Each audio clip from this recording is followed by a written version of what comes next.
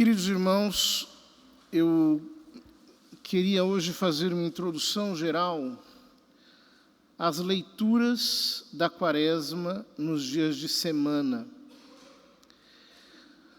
Porque o tempo quaresmal é um tempo muito especial.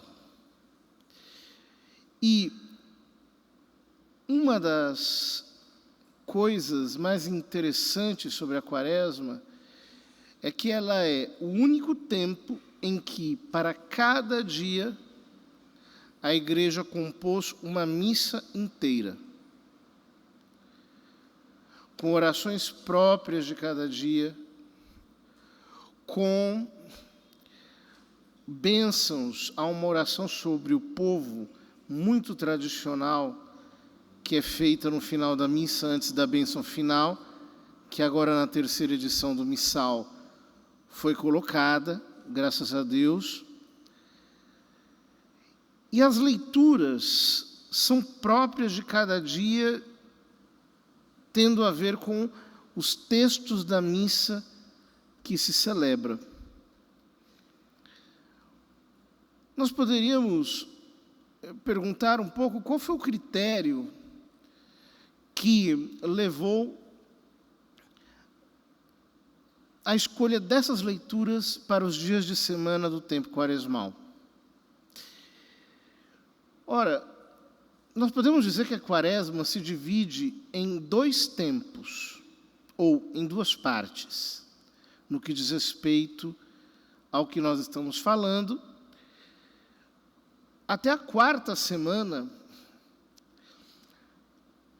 digamos, o tema das leituras gira em torno da nossa reforma moral e espiritual.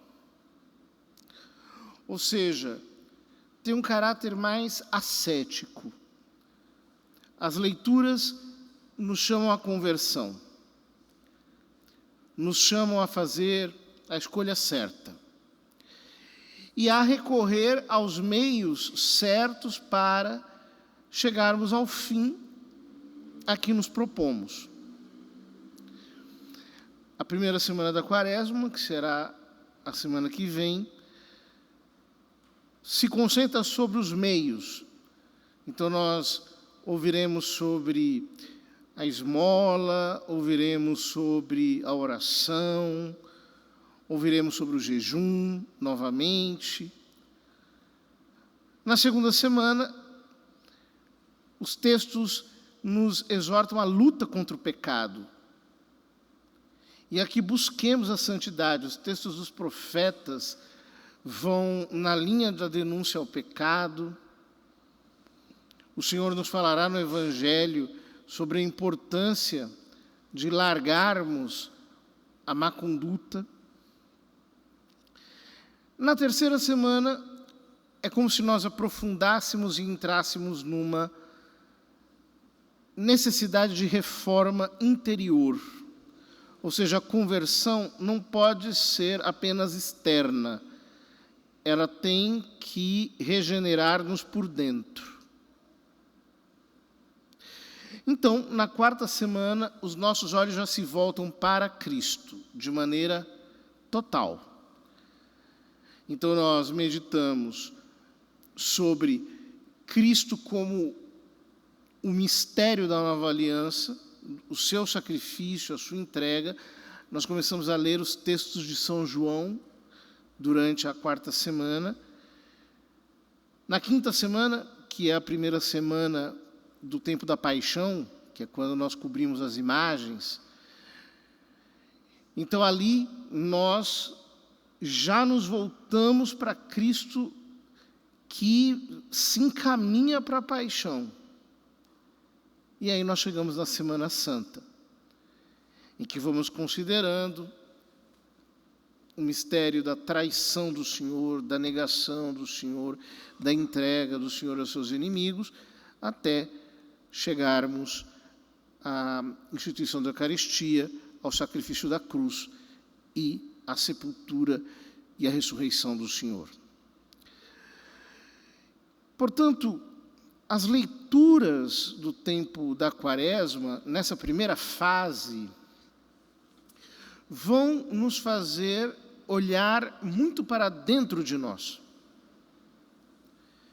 para vermos o que há ali, o que precisa ser mudado, onde se deve dar a nossa real conversão.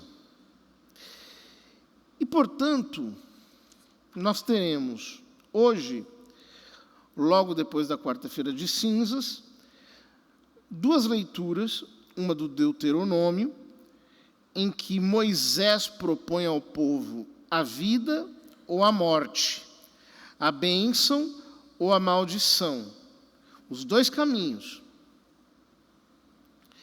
E exorta o povo, dizendo: escolhe, pois, a vida, para que vivas.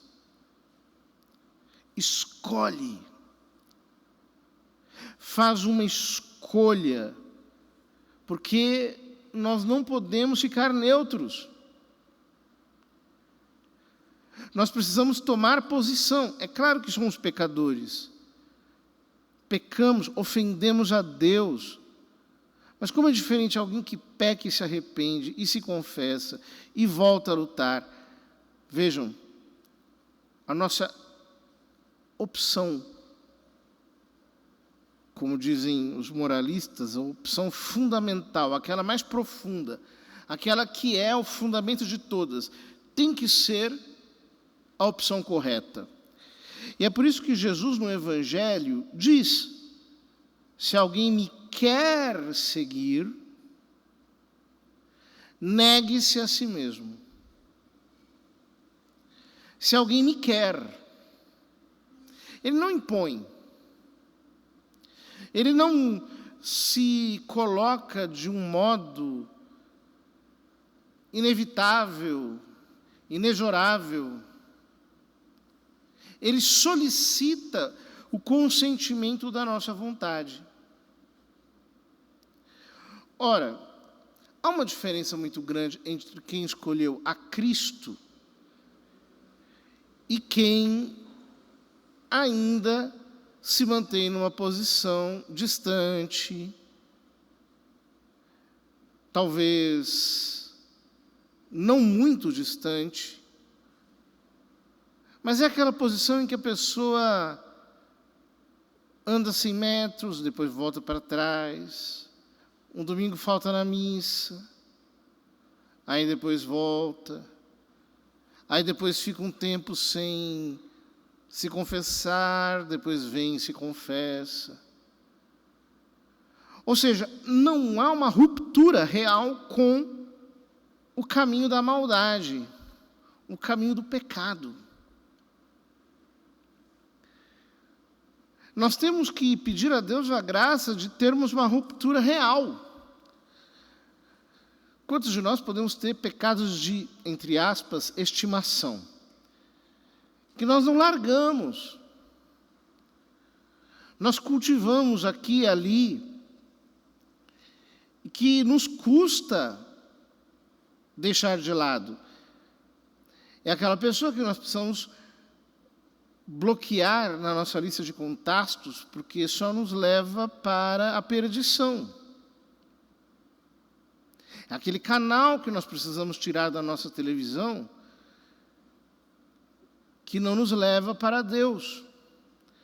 São aquelas leituras perigosas, aquelas amizades inconvenientes, aquelas circunstâncias que nos retiram de Nosso Senhor.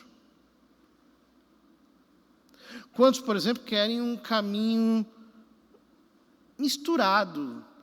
Eu sou de Cristo, mas eu também sou de outros deuses, de outros cultos. E misturo o Evangelho com um monte de crendices. Eu preciso escolher.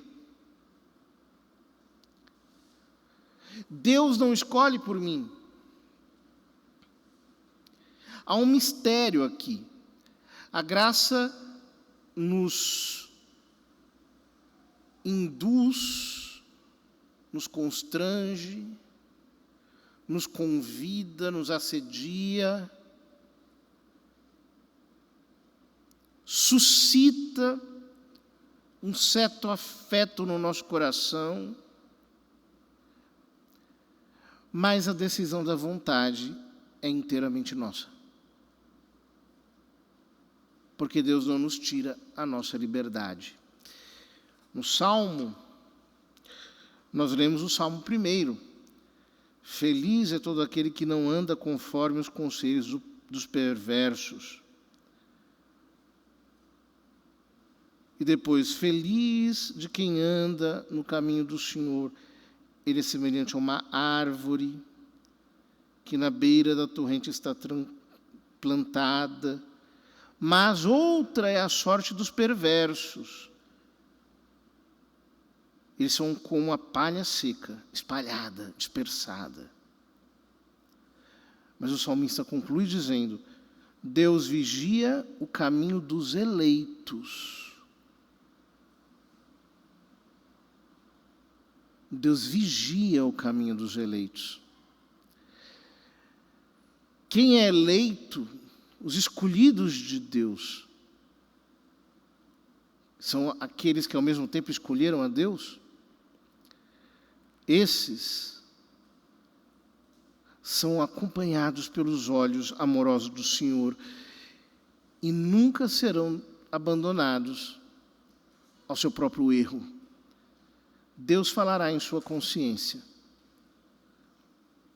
os moverá ao arrependimento, a uma conversão verdadeira.